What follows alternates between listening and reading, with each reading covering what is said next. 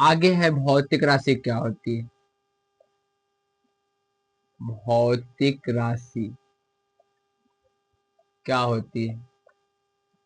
तो वे राशियां या वैसी राशियां जिन्हें प्रत्यक्ष या अप्रत्यक्ष रूप से मापा जाता है और इन पदों में व्यक्त किया जाता है।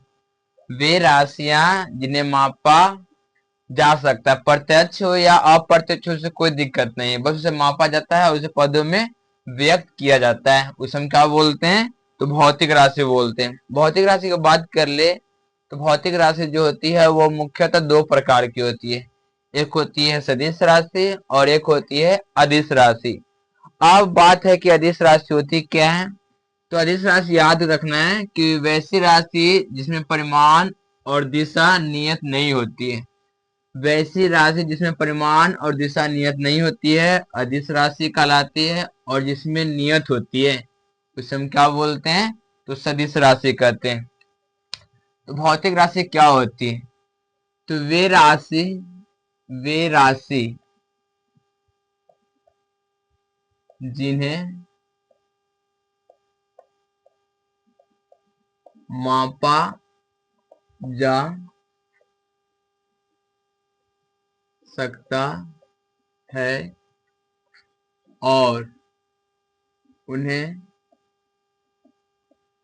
पदों में व्यक्त किया जा सकता है, व्यक्त किया जा सकता है, भौतिक राशि कहलाती है। भौतिक राशि कहलाती है। आगे है भौतिक राशि के प्रकार। तो भौतिक राशि मुख्यतः दो प्रकार की होती है। दो प्रकार की होती है।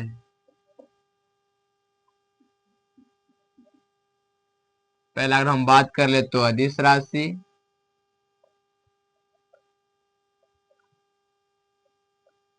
और दूसरा है सदिश राशि।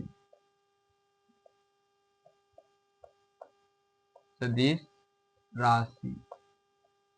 आगे हम बात करते हैं कि अदिश राशि कहते किसे। तो अदिश राशि की हम बात कर ले तो वैसी भौतिक राशि जिनमें केवल परिमाण होती है, दिशा नहीं होती है। वैसी राशि जिसमें केवल परिमाण होती है, जिसमें निश्चित दिशा नहीं होती है, उसे हम क्या बोलते हैं, अदिश राशि बोलते हैं। तो वैसी राशि जिनमें केवल परिणाम होती है, परिमाण होती है, जबकि दिशा निश्चित नहीं होती है। जबकि दिशा निश्चित नहीं होती है, नहीं होती है। एग्जाम्पल की हम बात कर ले तो लंबाई है, समय है, द्रव्यमान है, धारा है, etc। जबकि भौतिक राशि क्या होती है, भौतिक राशि तो सॉरी सदिश राशि, सदिश राशि क्या होती है, तो वैसी भौतिक राशि, वैसी भौतिक राशि जिनमें परिमाण और दिशा, परिमाण और दिशा दोनों निश्चित होती है, निश्चित होती है, क्या कहलाती है? तो सदिश राशि कहा जाती है। जैसे हम बात कर ले तो क्षेत्रफल है,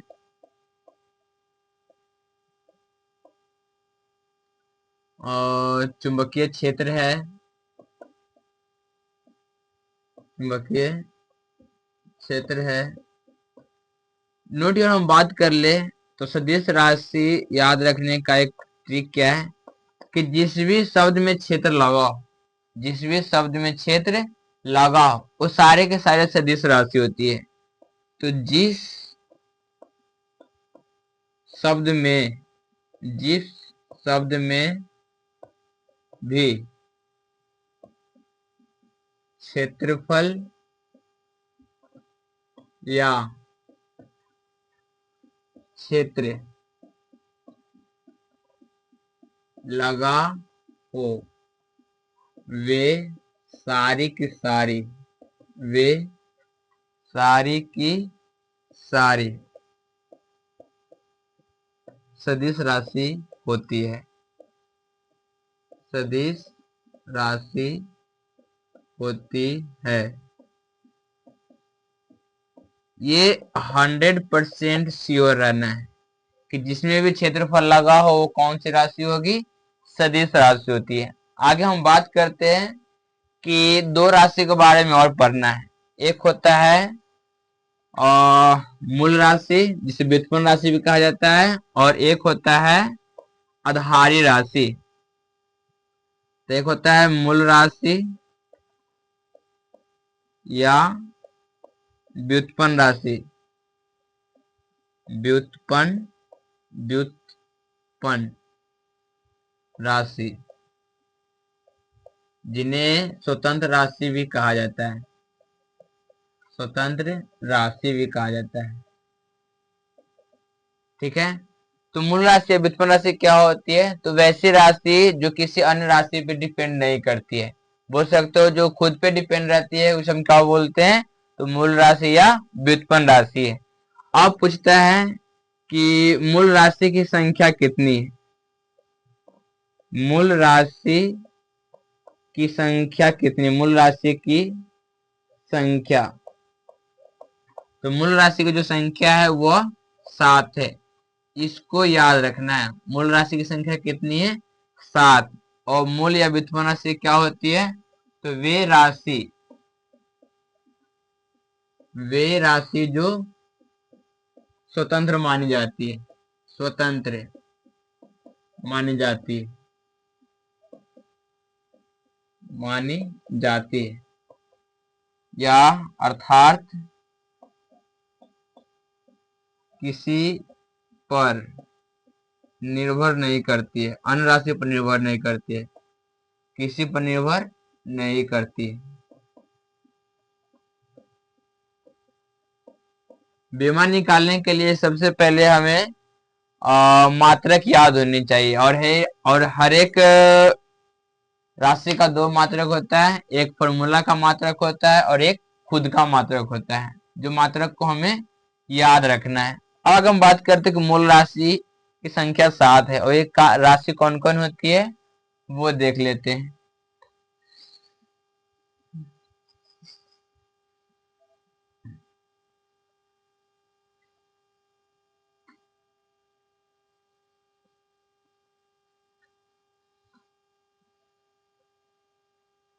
राशि को याद रखना है, ये अक्सर पूछा कर, चाहे 11th हो या 12th हो, राशि को याद रखना है।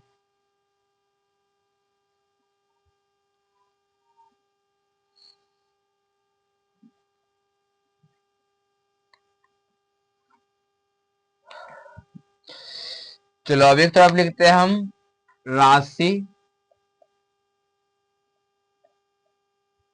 एक तरफ लिखते हैं मात्रक, और एक तरफ लिखते हैं बीमा। जिसको 7 राशि याद है वो बीमा खुद से निकाल सकता है। पहला हम बात कर ले तो देखते हैं क्या क्या होता है।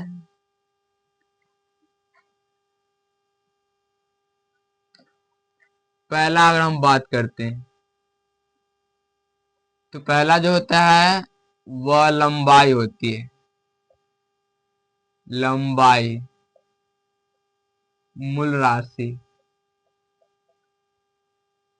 लंबाई को इंग्लिश में बोलते हैं लेंथ, LENGTH, लेंथ। दूसरा होता है द्रव्यमान, और द्रव्यमान को इंग्लिश में बोलते हैं मास। तीसरा होता है धारा या विद्युत धारा, एक ही होती है, इंग्लिश में बोलते हैं करेंट।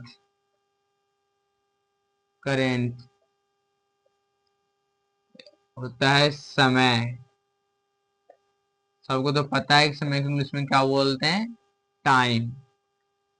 पंचमा होता है और तापमान। तापमान, तापमान को इंग्लिश में क्या बोलते हैं, टेम्परेचर। Temperature, RE।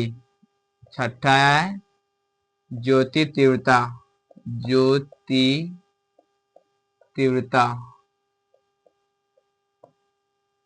और सातवां है पदार्थ का मोल। पदार्थ का परिमाण है, पदार्थ का परिमाण। अगर हम बात कर ले मात्रक का, तो इसका जो मात्रक होती है,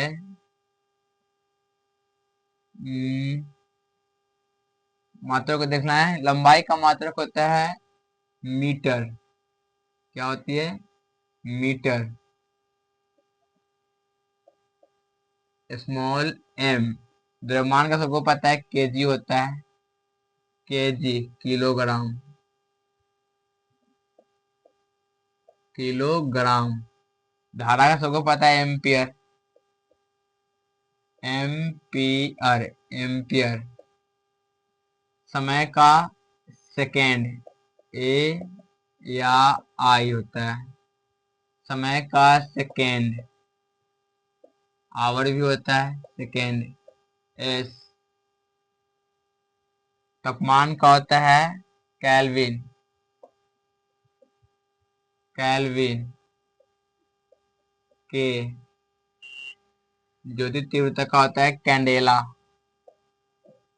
कैंडेला, CD। और पदार्थ के परिमाण का होता है मोल। ये हो गया है मात्रक। आगे बात करते हैं हम बीमा के बारे में। तो जिस भी इंग्लिश वर्ड का पहला लेटर होगा वही उसका बीमा कहलाती है। तो यहाँ पे देखो लंबाई का पहला लेटर क्या है, L। तो L इसका बीमा हो गया लंबाई का। द्रव्यमान का पहला M है, M हो जाएगा। ये सिंबल को याद रखना, सिंबल देना काफी जरूरी होता है।